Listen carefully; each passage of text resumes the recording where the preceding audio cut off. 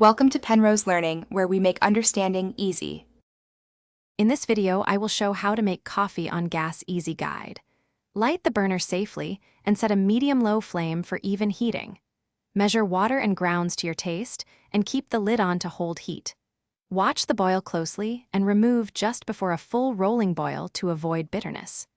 Pour slowly and let grounds settle slightly before serving for cleaner, smoother. Start by gathering your tools and ingredients so the process moves smoothly. Use a pot with a snug lid and a wide base to heat evenly on gas. Measure coffee with a spoon or scale and have water at room temperature for consistent extraction. Keep a towel and timer handy to manage spills and steep time. Small, steady adjustments to flame and timing make a big difference in flavor and safety. Bring measured water to just under a rolling boil, then add your coffee grounds and stir once. Turn the flame down to a low simmer and cover the pot to trap heat while it brews. Time your steep based on strength preference and remove the pot from heat before it reaches a full boil to prevent bitterness.